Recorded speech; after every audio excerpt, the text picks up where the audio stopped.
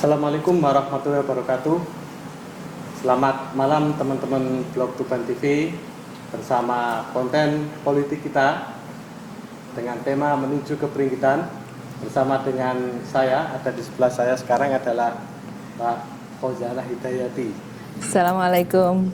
Akrabnya dipanggil Mbak Ana malah. Mbak Ana, ya. Ada yang manggil Mama Ana, ada yang memanggil Mbak Ana. Iya. Jadi untuk hari ini, maaf, malam ini kita akan ngobrol-ngobrol tentang siapa sih Mbak Ana gitu ya, yang populer di media sosial, populer ya, apalagi untuk kalangan kaum ibu-ibu gitu, idolanya kaum ibu-ibu. Jadi pertanyaan saya Mbak pertama, di mana Mbak Ana ini menghabiskan masa kecil dan lahir itu tahun berapa sih? Aduh, ini ngomong tahun ini kelihatan tua ini ya. Tahun berapa Mbak Ana? Bisa di-share itu Pak? Iya. Saya lahirnya ada di Montong Sekar, di Desa Montong Sekar, Kecamatan Montong, tahun 1969. 1969. Iya. Jadi sekitar sekarang 51 tahun. Kayak 30 tahun. Masih sangat awet muda. Amin, amin, alhamdulillah. Oke, iya. Di Montong Sekar Pak. Iya. Bisa pemirsa ini juga butuh tahu kira-kira dari keluarga apa sih Mbak Ana ini? Pengusaha, petani, atau memang juga politikus seperti beliau sekarang gitu? Iya. Saya lahir dari keluarga, kalau dibilang petani juga bukan ya, karena kebetulan ayah saya itu pensiunan pegawai negeri sebenarnya. Iya, dari kalau sekarang Kemenak gitu ya, dulu di kantor KUA di Kecamatan Montong.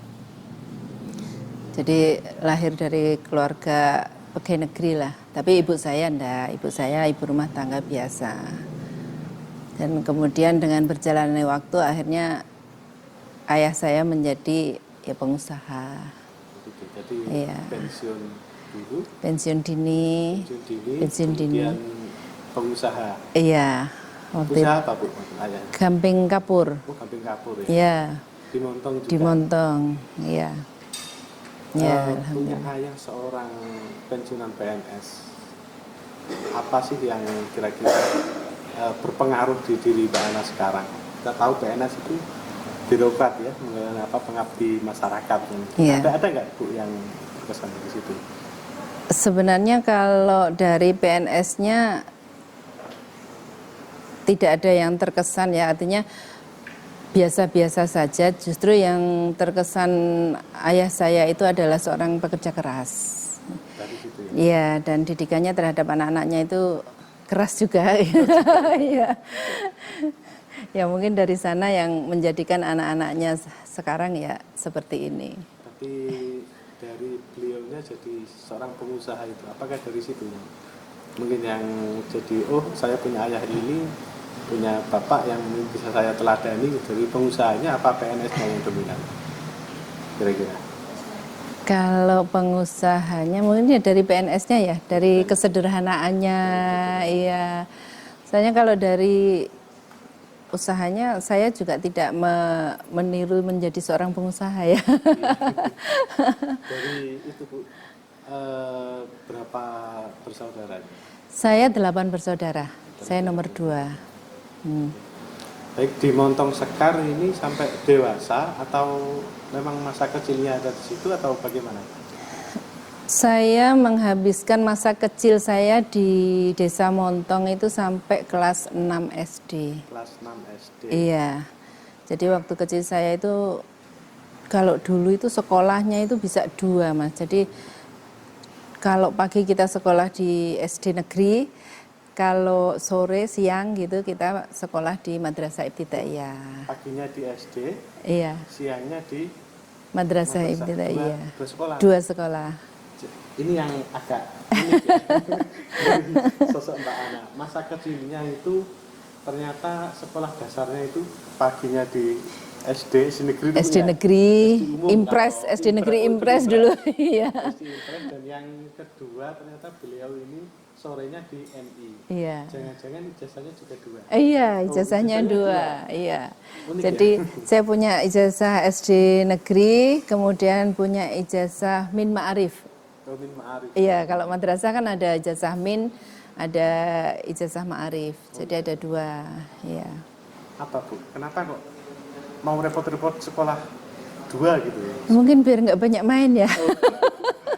Atas saran orang tua? Orang tua. Oh, orang tua. Iya. Ya memang dari kecil paginya itu disekolahkan di SD, siangnya disekolahkan di madrasah, kan kita ngikut aja, orang tua maunya begini ngikut aja gitu. Tapi ya alhamdulillah tidak ada apa ya keberatan atau kesel capek gitu, enggak juga, semuanya enjoy aja itu waktu itu. Untuk saudara yang lain juga kayak gitu? Kakak saya yang begitu. Oh kakak juga SD dan MI? Iya. Itu lulusnya bareng? Iya bareng.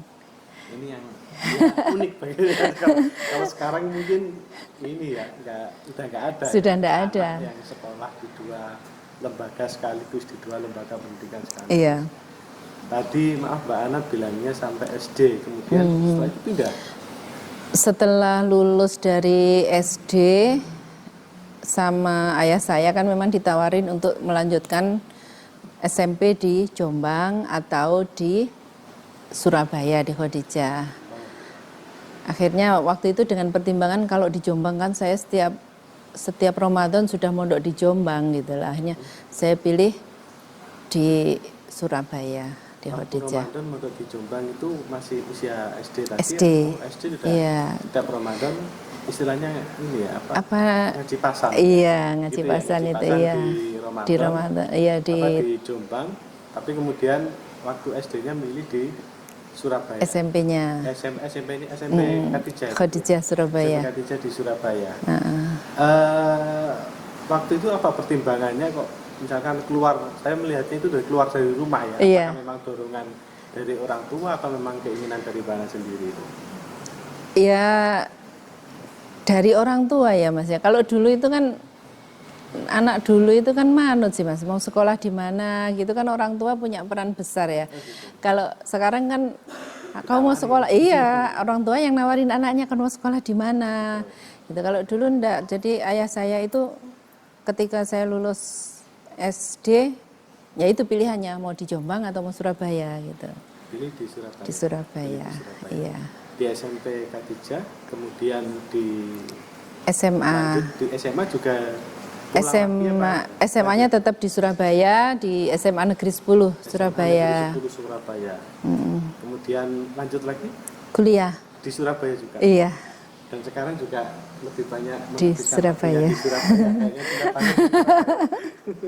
Iya. Dari SMA Negeri 10 Surabaya Bu ya, kemudian lanjut kuliah, itu juga di Surabaya di mana? Di UPN. Di UPN. Ini pertanian. Oh, ambil jurusan pertanian. Iya. Ini ada yang aku apa ya? Jadi tidak nyambung ya. Jadi tidak nyambung. SD-nya udah 2 lembaga pendidikan, kemudian keluar sekarang pertanian, kemudian jadi politikus. Nah, ini kayaknya menarik.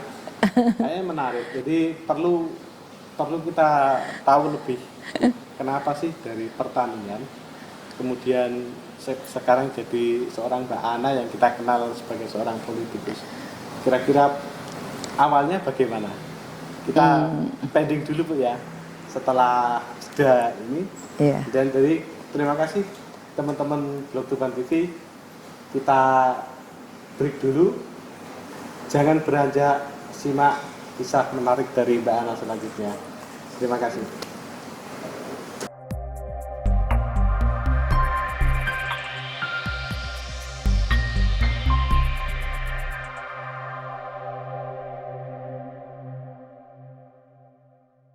Terima kasih masih bersama Blog Tuban TV dan ngobrol sampai bareng Mbak Ana Khozianah.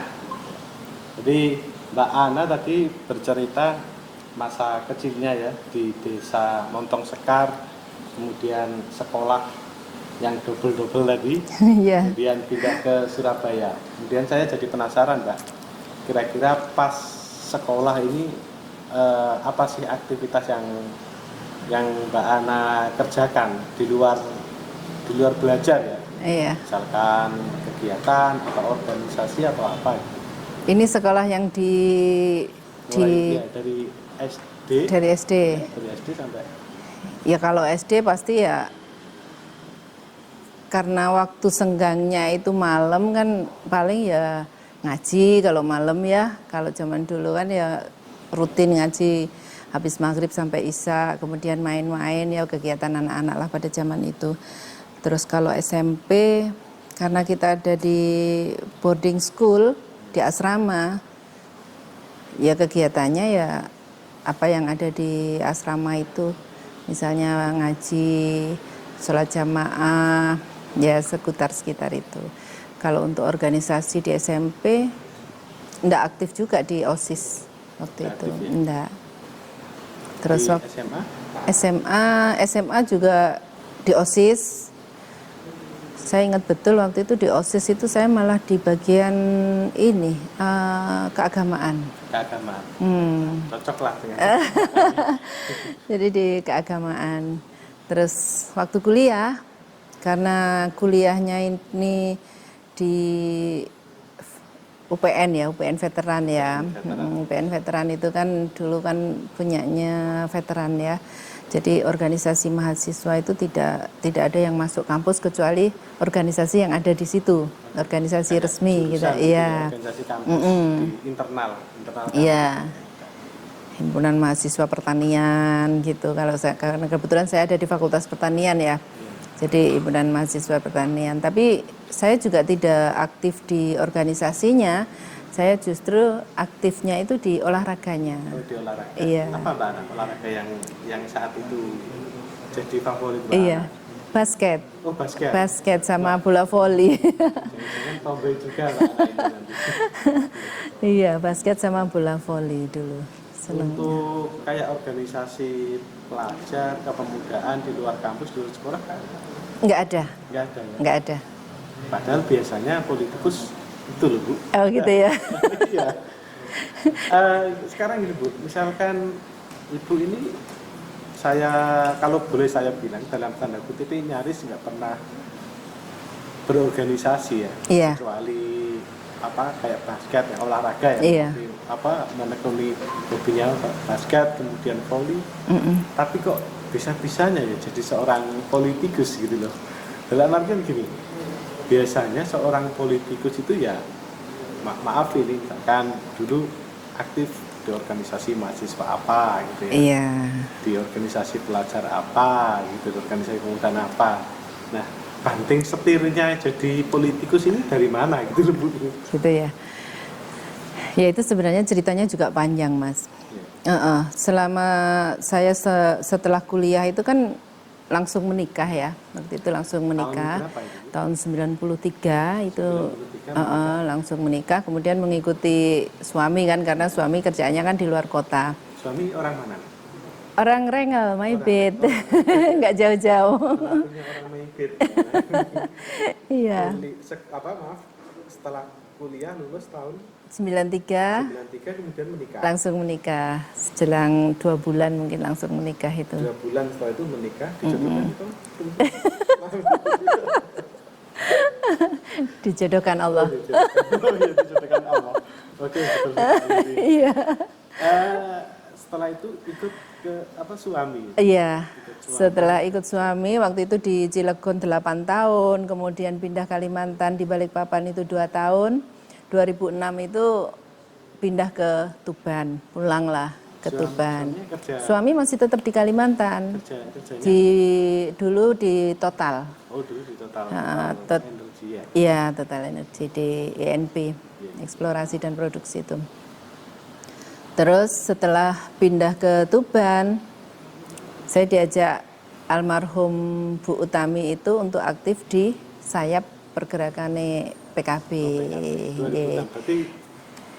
Berarti masuk dunia organisasi atau mungkin ini awal masuk dunia politik iya, 2006 baru 2006, masuk. iya. 2006 baru masuk. Ya, itu. Iya, 2006 itu waktu itu sama teman-teman sahabat-sahabat ya, ibu-ibu itu saya diajak aktif di Pergerakan Perempuan Kebangkitan Bangsa waktu itu. Kemudian banyak kegiatan saya aktif, kemudian dengan berjalannya waktu akhirnya saya masuk di pengurus. Ya, di pengurus DPC Perempuan Bangsa waktu itu. Kemudian di 2008 penjaringan caleg. Oh, penjaringan caleg. Penjaringan caleg itu kan ada aturan perempuan 30%, kota 30%. Akhirnya saya diminta untuk daftar waktu itu. Ya, terus daftarlah waktu itu formalitas aja karena saya yakin saya merasa bahwa bukan dunia saya gitu. Ini yang gitu. Iya. Enggaknya tapi jadi ya. Saya ibu rumah tangga gitu. Iya, ini waktu itu daftar enggak niat tapi jadi. Iya, alhamdulillah. Takdir Allah. Banyak yang niat tapi enggak jadi juga banyak. Kenapa waktu itu masuknya ke perempuan PKB ya? Iya. Kenapa waktu itu jalurnya ke PKB? Ini faktor mungkin apa lingkungan atau memang pergaulannya? Ya, selain lingkungan kita kan ada juga di lingkungan Nahdliyin ya. Terus kemudian juga sahabat-sahabat saya juga aktivis di Perempuan Bangsa waktu itu di PPKB. Jadi kemudian ketika saya ditarik ke sana, ayo ikut daripada nggak ada kegiatan gitu. Akhirnya saya aktif di situ. Kebetulan PKB juga dekat dengan kultur Nahdliyin. Iya, iya. Setelah 2007 daftar caleg, kemudian jadi. Padahal awalnya ini formalitas saja sih. Iya. Yang mendorong Mbak Ana untuk bisa daftar itu mungkin teman atau dari siapa, keluarga? Kalau yang mendorong untuk daftar itu selain suami juga teman-teman ya, teman-teman yang khususnya yang perempuan-perempuan itu karena kebutuhan 30% tadi itu. Waktu itu 30%, kemudian keputusan MK kan suara terbanyak tuh Mas. Saya itu ada di nomor urut 7 waktu itu. Ketika saya ada di nomor urut 7 kan nggak mungkin waktu itu kalau misalnya apa pilihan kan nggak mungkin dong saya 7 ya. Kemudian keputusan MK suara terbanyak. Di situ suami saya itu ya paling enggak dia memberi memberi saran lah untuk saya. Kalau ingin berbuat sesuatu untuk orang lain, kalau ingin bermanfaat untuk orang lain, mungkin ini jalannya. Iya. Suami sangat mendukung, sangat. Padahal suami Mbak Ana ini apa politikus juga apa memang? Enggak, karyawan. Suami saya karyawan ya. Tapi justru sangat mendukung Mbak Ana ini untuk terjun ke dunia politik, iya. Bahkan sebelum memutuskan untuk oke, itu kami berdiskusi panjang. Tentunya kita sebagai perempuan ini kan harus dapat izin ya. Ketika kita mau melakukan satu hal itu kan izin suami kan nomor 1 ya. Jadi ketika saya menyampaikan bahwa kalau seandainya nanti nggak jadi, nggak ada persoalan. Saya tetap menjadi ibu rumah tangga, otomatis tidak ada perubahan lah status saya. Tapi ketika saya jadi, kan ada perubahan tuh Mas. Itu yang kami diskusikan di situ. Bukan karena nggak jadi, tapi justru karena jadi. Iya, iya. Karena kalau jadi otomatis kan namanya juga kita bekerja, kita berangkat kantor, pulang kantor, ke luar kota dan lain sebagainya. Ini kan membutuhkan satu komitmen yang luar biasa menurut saya. Dan konsekuensi juga luar biasa karena dari ibu rumah tangga, pure ibu rumah tangga kemudian menjadi politisi ini kan satu perubahan yang drastis.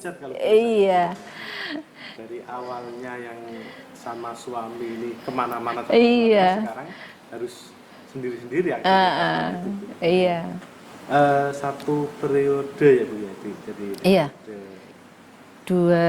2009 sampai 2014. 2014 Kemudian di 2014 sampai 2019 ke provinsi. provinsi Iya, sampai sekarang. sampai sekarang 2019 sampai 2024. Insya Allah. 2024. Dan sekarang banyak yang mendorong Mbak Ana ini untuk jadi bukan satu ternyata. Amin, Jadi amin. otomatis begini, jalan politik atau jalan yang sudah Ibu pilih ini mungkin masih sangat panjang, Iya. karena dari seorang legislatif sekarang juga jadi salah satu calon kuat kalau versi orang-orang. Calon eksekutif. Iya, calon eksekutif dari legislatif yang maunya awalnya fungsinya itu controlling, Iya, budgeting, ya kemudian sekarang jadi seorang eksekutif. eksekutif. Menjadi seorang baca buku, mesti baca buku ya. Bakal calon bupati, Iya. keputusan KPU. Tentu bukan hanya sekedar pepesan kosong yang memang Mbak Ana ini mau jalan gitu aja. Saya rasa pasti ada yang diinginkan atau diimpikan dari depan. Mungkin bisa kita simak di sesi selanjutnya. Jadi untuk kawan-kawan Bluetooth TV, tunggu dan jangan kemana-mana.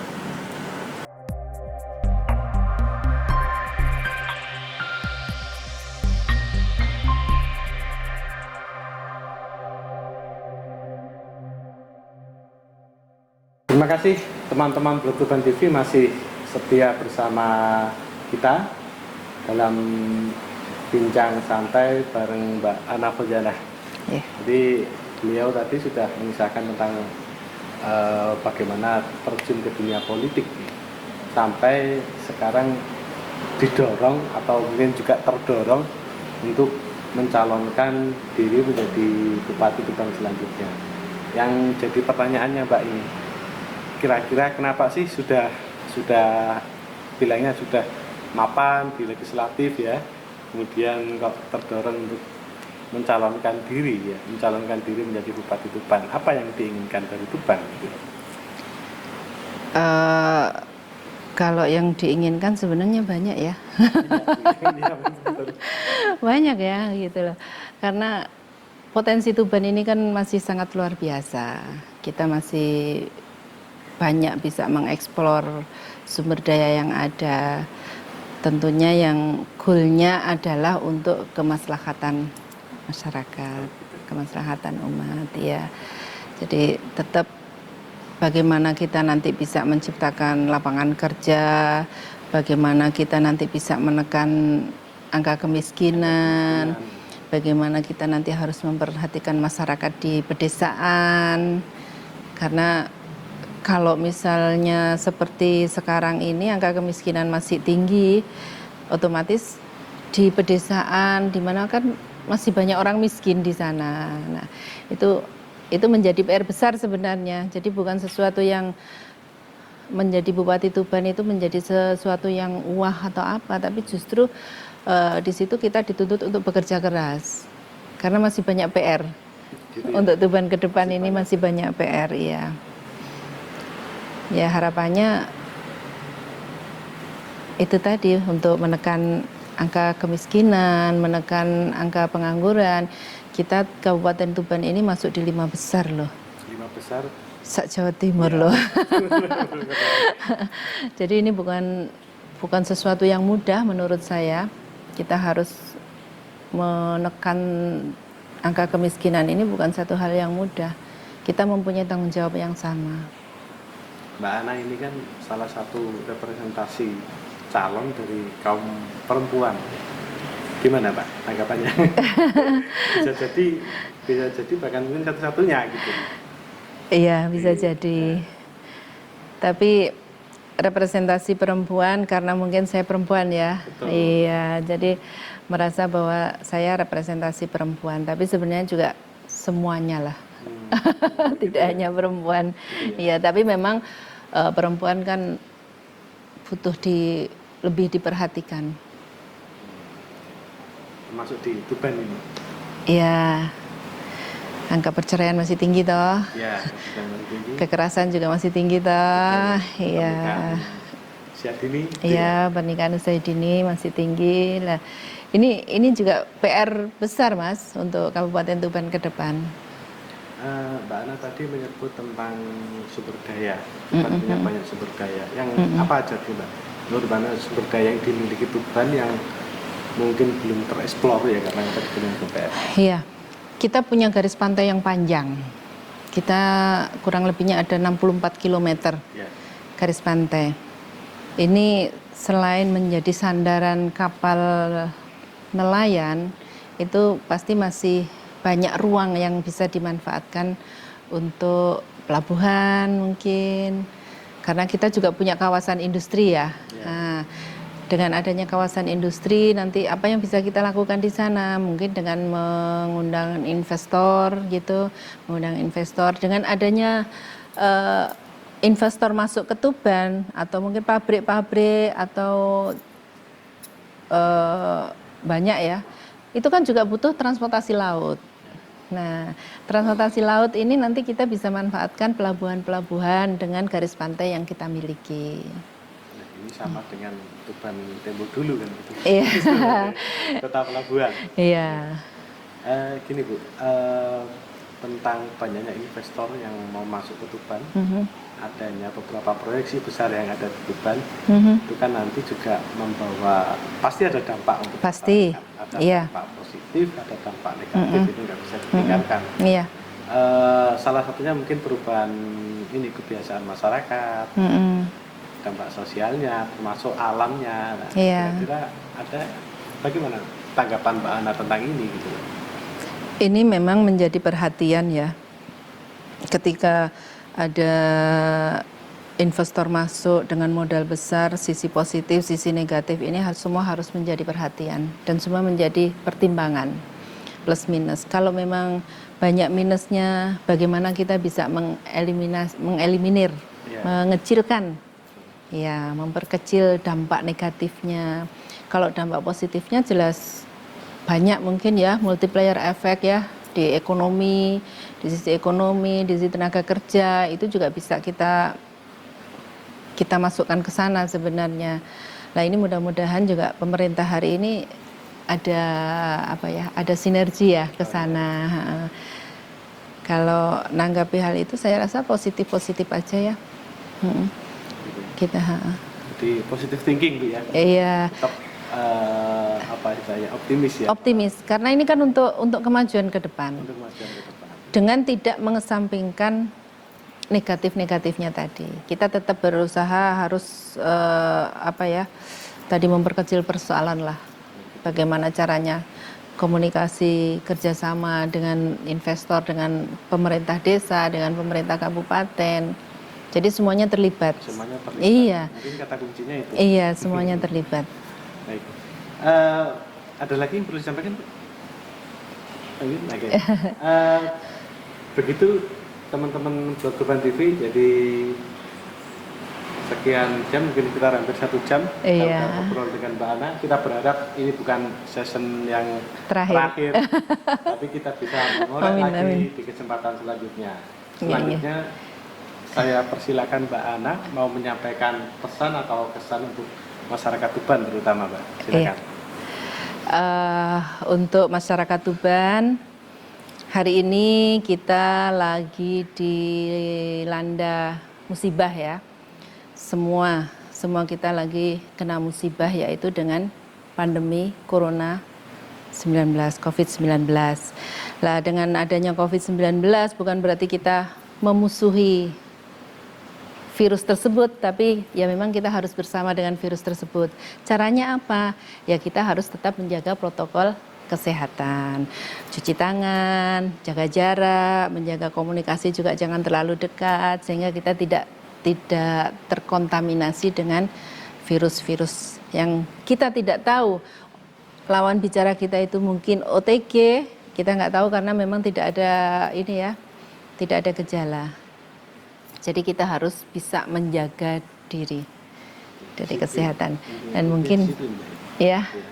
Disiplin. Iya, disiplin. Dan hari ini mungkin saya akan berbagi masker dengan krunya Juga. dengan krunya Vlog Tuban ini. Jadi ada masker dari Mbak Ana. Iya. Teman-teman yang melihat nggak usah iri ya, kita wakili gitu. Gitu. Ya. Nah, ini untuk Mas Edi. Oke. Bisa video Mas? Bisa video.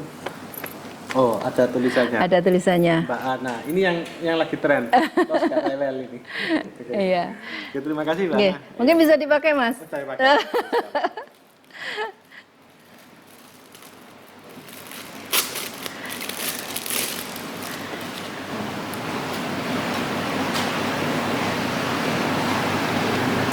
Iya.